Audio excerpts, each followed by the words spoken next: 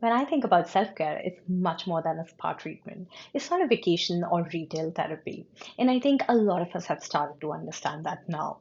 Today, I'll dig into my experiences and share three unexpected self care practices for real results. Let's get right in. The first unexpected self care practice is setting intentions.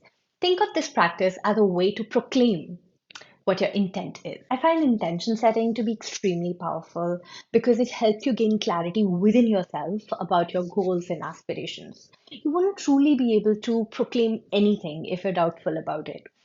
This is where you say to yourself, I'm going to do this. Even though I love to do's and still use them, I tend to get lost in tens of these little tasks. I want to be able to have a bird's eye view of everything that I want to accomplish. So before I start my work, I sit down and write 3 to 5 things that are the most important to me and I want to be able to achieve. These are fairly short-term goals and I can start acting on them right away. So when I write them down in the morning, I'm essentially directing myself to a certain North Star. And then I can dedicate a couple of tasks every day to achieve that goal. It's an alignment to your vision. It could look like a quiet scribbling in your journal, but believe me, it's anything but that. It's an echo of your vision, of your aspirations that stays with you for a little bit, at least every single day. And then you repeat the process. I think life gets confusing.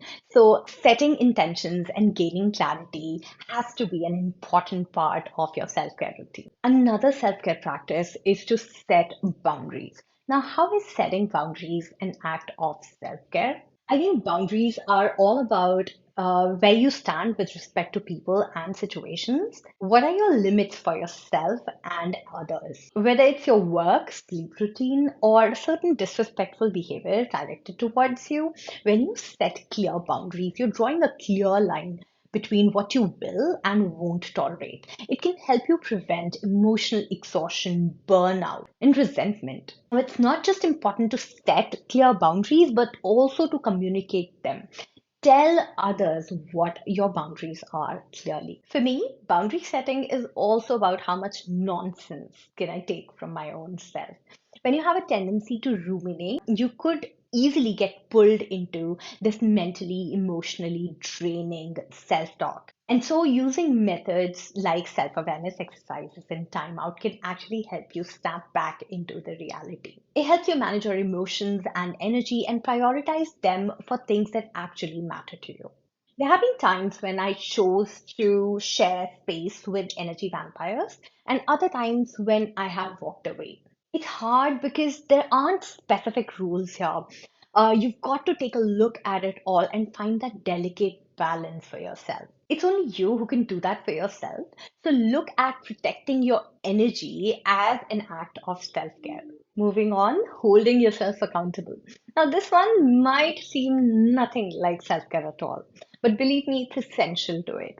We've spoken about how self care is composed of a certain commitment towards yourself, right? Towards this life that you want to achieve that is in line with your values, your goals, your aspirations. While we all want this, there are times when situations could be more than challenging. There are times when you find yourself sitting on a decision or an action point, not making progress for months. In such situations, it's important to remember that taking that hard, that difficult step forward is an act of kindness to yourself. You're being kind to yourself by doing what needs to be done today. Having said that, you might want to take some time off in such a situation and do something relaxing.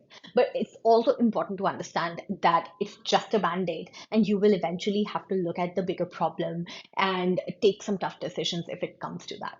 I think doing these three things, setting intentions, boundaries, and holding yourself accountable, is the trifecta of self care. It's almost impossible to stay motivated all the time, and it's unfair to expect that of yourself. My argument is that when you're in that moment of decision making for yourself, choose yourself.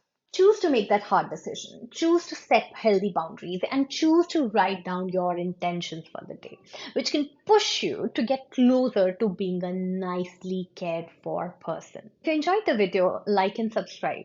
Let me know how your self care looks like.